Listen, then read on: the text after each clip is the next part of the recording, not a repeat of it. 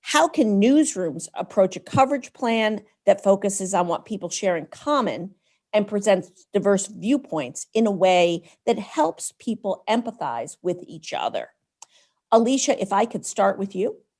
There is so much that newsrooms can do, first off, and I want to talk about why first. One of the things we've been working before working with Media 2070, I was working on a project called News Voices, which was oriented towards building and strengthening relationships between communities and newsrooms, and ensuring that the power dynamic shifted between who decides the stories and who decides what information folks need.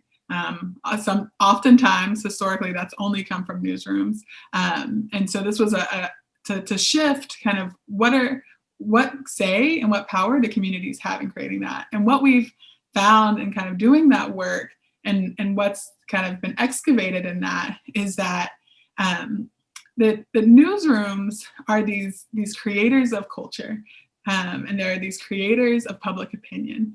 And it's not just newsrooms that do that at all. It's also other culture creating industries. It is film, it is entertainment, it is music. But newsrooms and journalism play such a huge role in that, because our newsrooms and our journalists are telling the stories that then create public opinion across different people. And for those who aren't directly related to something, then they are reading news, they're watching news, they're listening to news to figure out what's going on. And that creates public opinion, which creates kind of a common societal culture. And then those cultures are the things that we see leading up to policy and policy decisions, because policy never passes unless there's a culture that allows for that policy to pass. And so for us, it's really important that newsrooms and journalisms play a role in this community building, community creation, because then we also get policy that is in place, that is related to community creation, community safety, community wellness across all communities and all identities. And so I think there's a lot of ways that newsrooms can do this. And one of the first things that starts with is being in relationship with the communities that they're a part of, the communities they're serving. And I know that shifts, right? So for a local, very place-based newsroom, that's a little easier, right? It's a little easier to build out a kind of geography of who is my community. It gets harder as it gets statewide, as it gets national, as it gets international. But there are always folks that are constituents of a newsroom. And it's up to the newsroom to be in relationship with their constituents. Sometimes we call that audience, sometimes we call that community, but it's the people that the newsroom is serving. And being in conversation and being in relationship, an ongoing relationship, even when you don't need a source, even when there's not a story to be told, is the way to figure out what's bubbling up in this community, what's going on, what information do people need, what stories need to be told. And then you get to do that. You do the journalism. I think I was really responding to something that you said around, who decides and also the power structures. And when I was thinking about this question initially, my first response is, who is the audience for these specific newsrooms? And then does your newsroom reflect that audience? I think oftentimes we have this problem where we're trying to cover issues that we don't have skin in the game and our newsroom doesn't. And I think that shows in our coverage, and it shows in, alienating these people who we're actually trying, to serve.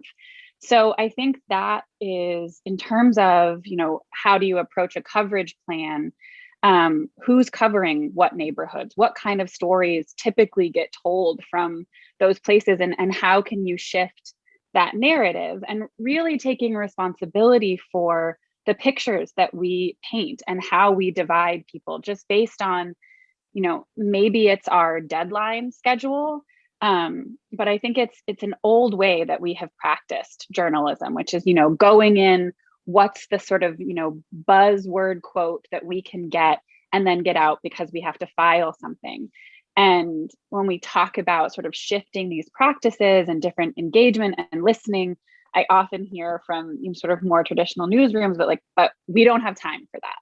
And we don't have the budget for that. And I think this quickly turns into a conversation around business models, but I also just don't buy that. I was speaking with a friend of mine about this panel last night, who's a documentary filmmaker, and she was filming in Ethiopia, and she was there with all these BBC journalists, and they were, talking smack and also kind of trading stories. And she was talking to this, older man, and he said, I just don't understand how this woman gets these stories and these perfect anecdotes.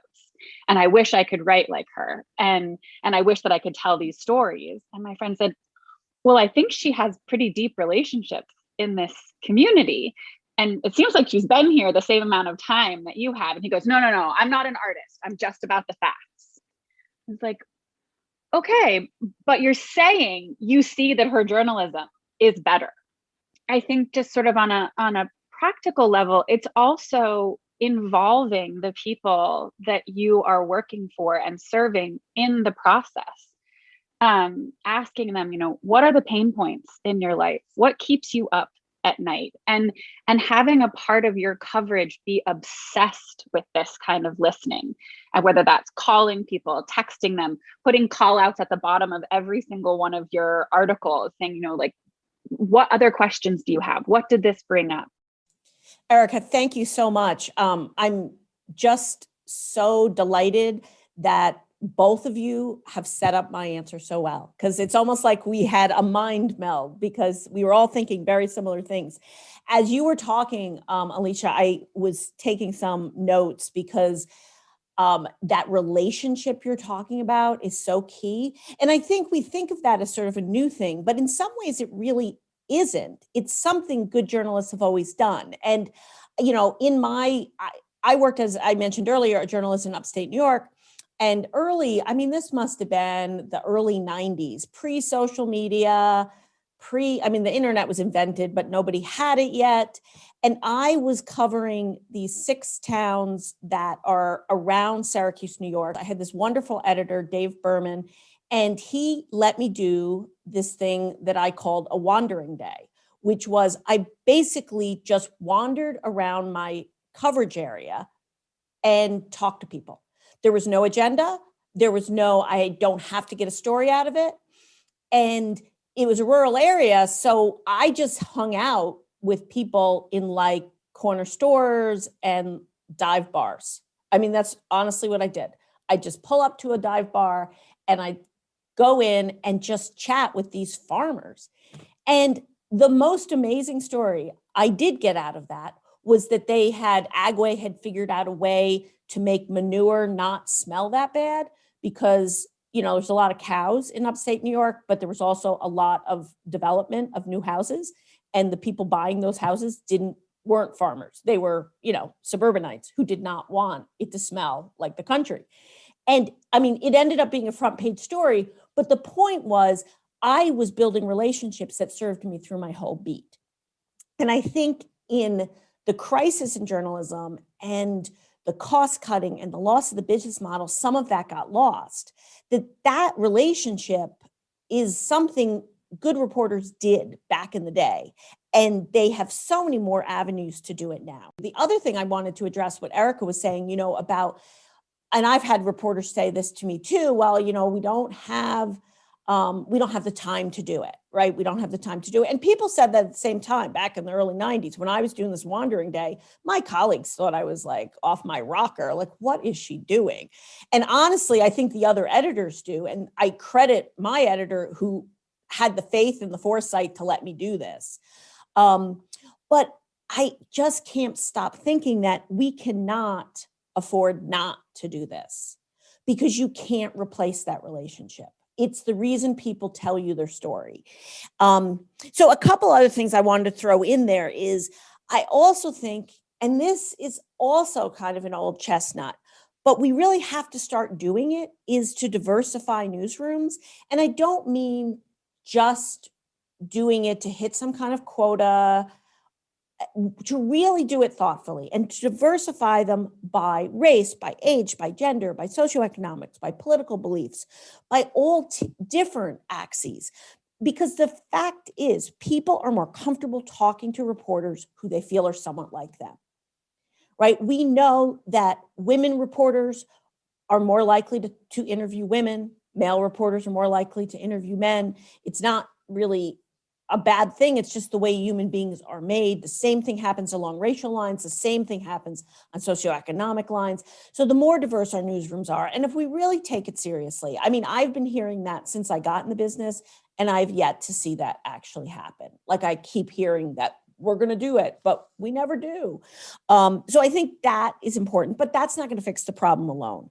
We also, as journalists, have to seek out people who are different from the normal people we talk to. And I'll tell you a really quick story about my dad to give you an example of what I mean. At one point, the local newspaper found him. And, you know, my dad's the type of guy, he can talk pretty much on any topic. You can be like, hey, what do you think about this? And he'll have an opinion. You know, and that's a reporter's dream, right? It goes right into what we used to call the Rolodex. Now it goes into your cell phone, right? But the problem is, reporters can over rely on that type of person. So that person gets popped up. You know, you have your one black source you always go to. Well, that's great, but that person shouldn't be your one black source. Or you have your one, person who represents this point of view. And that it maybe the first time you quote them, it's good, but then it just becomes lazy. You should be asking other people. And I think that's important. And those diverse voices need to be infused throughout the coverage. You know, you don't want it to be like, oh, well, you know, this one reporter handles that group and nobody else can talk to that group because that's their thing. Because then if that reporter isn't doing the story, you don't get those voices in the story. And so I think it's important to be infused throughout the coverage and really make it part of the coverage every day. Yeah, Gina, you know, and you were talking about that relationship piece and how it shouldn't always have been your dad. It reminds me of one of the things that we talk to newsrooms about all the time is creating this relational spiral, right? So you have this person, like maybe you're really good at building relationships with X group of people, or maybe you're good at reaching the grass tops leaders, the people who are already really visible. But the thing you always have to do before leaving that conversation is ask them who else you should be talking to. So maybe you know who the pastor is at a church, but you ask them, are there any of your congregation who I can speak to? And then you ask them, do you have any siblings that don't go to this church? Do you have any family or friends? And then that creates a spiral that gets you out further from where you know. And it also means that you can start anywhere. It doesn't mean that it's an indictment on who you know or don't know right now, because none of us know everyone. We can only manage a certain amount of relationships. But what we can do is always be asking who else we should be speaking to. And that spiral, it reminds me of one of the things that feels so important and really core to this work around journalism for me is that really at its best, journalism should be and could be a community center. That at its best, journalism is a place where people see each other, they weave together, they share story, they share food, they share art, they share upcoming events. But I don't think I know that there's a lot of instances where that's not the case, where journalism isn't existing and newsrooms aren't existing as community centers. And one of the things that comes up so often is that it's because the idea of community is nebulous. So when we ask newsrooms, when we ask journalists all the time, who is your community? So many people have no answer for that. They can tell you who their audience is. If it's a membership-based newsroom, they can tell you who their members are, who their donors are, who their donor base is, but they can't really tell you who their community is. And I find that it's the newsrooms who are able to define their community who are the best then at moving towards being a community center. Thank you. Erica, did you have anything you wanted to add before we jump on? Yeah, and I think this sort of leads in a little bit, so I'll save some of what I was going to say, but I love this idea of a wandering day so much. And when I was first starting in journalism, I had a professor ask me, how long can you go into a community without taking out your notepad or trying to write a story? How long can you spend somewhere so that it's not this sort of extraction journalism? And I think just thinking about you versus some of your colleagues who were like, what are you doing? This is a waste of time. And it feels like part of this is curiosity, and that curiosity gets lost. And I think some of that is out of panic for journalists who like, I have so many deadlines, like I don't have time to do that. And I think that sort of fear and, the fear shuts down the part of our brain that can be curious. And I think the other piece is that journalism has to be about these relationships and growing these relationships. And I think a lot of us have to question now, why are we doing this? Why are we in this? And there is definitely glory in writing, an article that gets picked up and you get awards for it. But I think if we can return to the sort of heart of journalism, which is this curiosity about people and the service aspect of that, of like, if you are actually interested in other people's lives and what is happening to them, the stories are endless that can come out of that. And I think the more we can return to this idea of community and relationships and curiosity, those seem like buzzwords, but like that's like the heart of, I think, how we continue as an industry.